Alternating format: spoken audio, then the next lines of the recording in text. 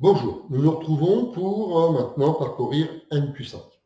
Donc après avoir établi certains résultats tout à l'heure, nous allons maintenant chercher pour cette onde associée à une particule, pour cette fonction d'onde, l'équation qui pilote cette fonction d'onde de manière à pouvoir la trouver dans différents cas. Il faudra résoudre cette équation différentielle. Cette équation qui pilote la fonction d'onde que nous allons rechercher s'appelle l'équation de Schrödinger. Donc, grand 5, équation de Schrödinger, toujours pour une particule libre, et pour déterminer l'équation qui pilote cette fonction d'onde, on va d'abord s'intéresser au photon. Voilà. Bien, alors, en ce qui concerne le photon, nous savons très clairement que cette fonction d'onde S pour le photon obéit à d'Alembertien de S égale 0. Voilà, la chose est claire.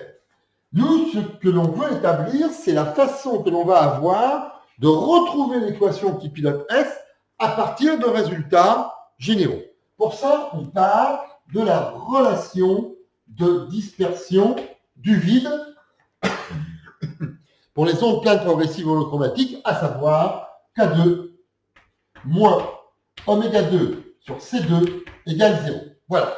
Et ce que l'on fait, et c'est ça la finalité du principe de correspondance de tout à l'heure, c'est que l'on réécrit tout ceci avec une baguette magique qui fait que l'on remplace les termes par les opérateurs correspondants. C'est-à-dire que l'on écrit que l'opérateur K2 moins l'opérateur oméga 2 sur C2 appliqué à S égale 0. Et donc, ceci nous donne opérateur K2 appliqué à S complexe, moins oméga 2 comme opérateur appliqué à S complexe, divisé par C2, égale 0. Or, je vous rappelle que l'opérateur K2, c'était moins la dérivée seconde par rapport à X2, hop, et hop, opérateur et point, que l'opérateur oméga 2, c'était moins la dérivée seconde par rapport à dt2, de la grandeur, voilà, et que donc, si on met ceci, vous trouvez, en remplaçant par ce principe de correspondance qu'on admet clairement de manière à ce que les choses soient directement applicables, eh bien, vous avez moins d2 sur dx2 de S bar, moins par moins plus 1 sur C2 D2 sur dt2 de S bar égale 0. Ceci, c'est donc bien l'expression limitée à l'axe des x et au temps du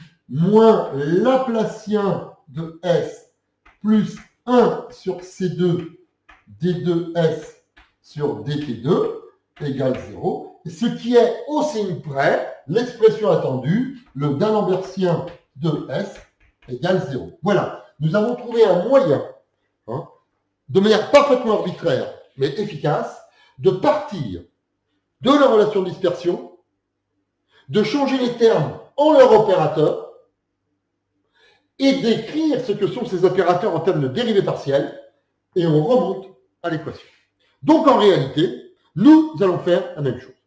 À ceci près qu'il y a une très très grosse différence. La relation de dispersion pour une onde plane n'est pas la relation de dispersion pour une particule. Et oui, établissons-la.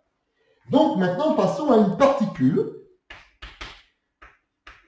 Comprenons qu'elle a une quantité de mouvement P sur l'axe des X, qu'elle a une énergie cinétique EC, que j'appelle E, et donc nous avons la chose suivante. L'énergie égale P2 sur 2M.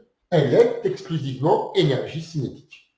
Conséquence de quoi? Si vous remplacez E par H bar oméga et P par H bar K, vous voyez que ça vous donne oméga égale H bar K2 sur 2M. Voilà. Déjà, la relation de dispersion, elle n'a pas du tout la même allure que celle des ondes électroélectriques planes. Continuons et appliquons notre principe. Ça veut dire que l'opérateur oméga moins H bar sur 2M, l'opérateur K2, ça fait 0. Appliquons ceci à notre fonction d'onde que nous recherchons. Ça veut dire que l'opérateur oméga appliqué à psi de Broglie, complexe, moins h bar sur 2m, l'opérateur K2 appliqué à psi complexe de Broglie, ça doit faire 0, obligatoirement. Et donc, l'opérateur oméga, c'est donc I dérive partielle par rapport au temps, donc de la fonction d'onde, moins h bar sur 2m, l'opérateur K2, c'est moins la dérivée seconde par rapport à x2 de, je dirais, la fonction d'onde, et cet opérateur-là, ça doit donner 0. Conséquence de quoi? On voit que l'équation qui va piloter la fonction d'onde va avoir l'allure suivante, I d sur dt de la fonction d'onde de De Broglie, comme ceci, moins par moins plus h sur 2n d2 sur dx2 de la fonction d'onde de De Broglie égale 0. Voilà. Et donc, on va écrire ça d'une façon plus élégante pour reconnaître certaines choses que nous avons vu passer il y a quelques mois. Eh bien, j'ai donc d2 psi De Broglie sur dx2, ouais, moins,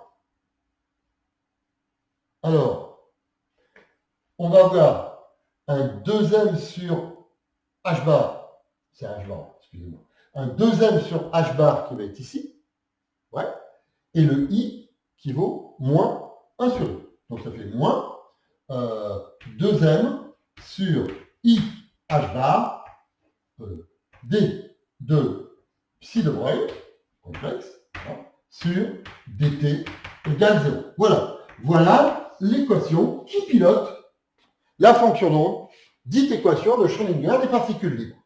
Voilà, c'est elle. C'est elle, et maintenant on peut essayer de la regarder pour avoir quelques éléments supplémentaires. D'abord, cette équation pilote n'est pas une équation mathématique de propagation. Il faudrait pour le moins, une dérivée seconde par rapport au temps. Or, c'est une dérivée première.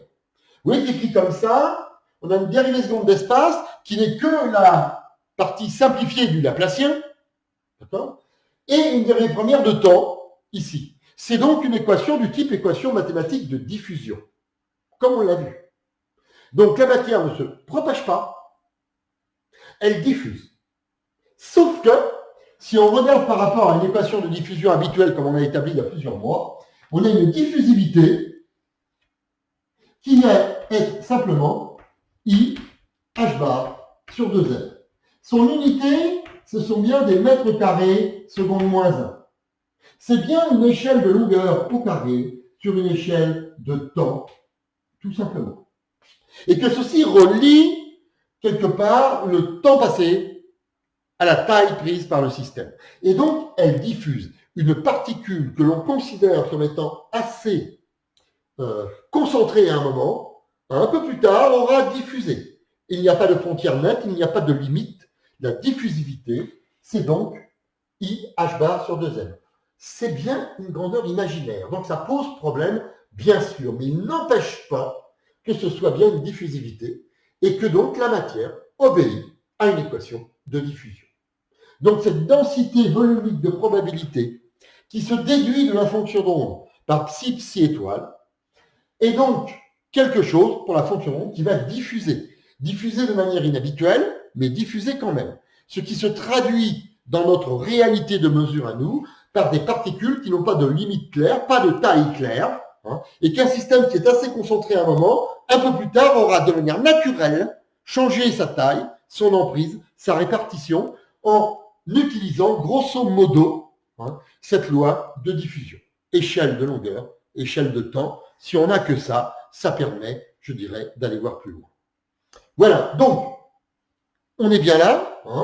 Je vous rappelle le rôle de la fonction d'onde, c'est de dire que la probabilité qu'une particule se trouve entre x et x plus dx, parce que nous ne comptons que l'axe des x à l'instant t, ça sera donc proportionnel à ce psi de Broglie complexe en x à l'instant t, que multiplie psi de Broglie complexe conjugué en x à l'instant t, dx. Voilà. Et donc, pour avoir la probabilité de le trouver dans un volume donné, il faut intégrer ceci avec x qui varie dans le domaine recherché. Voilà, c'est la base même de notre histoire. Nous ne cherchons absolument pas pour l'instant à normaliser la probabilité. Pas du tout. Voilà. Donc, on en reste là, et ceci constitue, je dirais, MQ5. Voilà.